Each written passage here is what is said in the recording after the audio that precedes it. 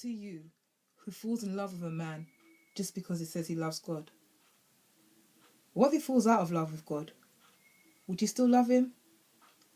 Does your love stretch far enough to lead him back to God?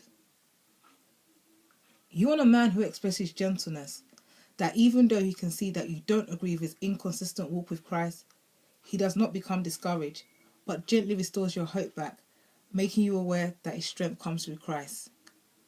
You want a man that has joy, that even though there's a change in your present circumstance and even in your relationship, the joy of the Lord will always be his strength. You want a man that has peace, giving you somewhat of hope that your relationship and things will get better. A man that is faithful towards supporting you, moving up in your faith. A man that out of the goodness of his heart will take the time out to reflect and to respond to both of your callings in Christ. A self-controlled guy that is able to control and mold his desires into that one desire of serving Christ. You want a man that will suffer, just to know in the end he shall be strengthened. You want a man that will love you, even though at this very minute you're finding it hard to love him.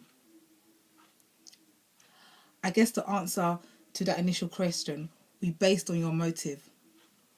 Whether you found love in this guy purely because he held a demanding title of a Christian, or whether these 8 fruits could supersede the love that attached itself to such meaningless conditions.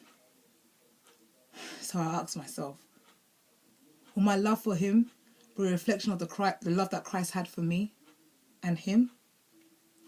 Would the healthy substance behind our love be true love, real love, unconditional love? So to my females, woe to you who seeks after a man just because he says he loves God. And to my gentlemen, woe to you who seeks after a woman just because she says she loves God. And ask yourself, what if they fall out of love with God? Would you still love them?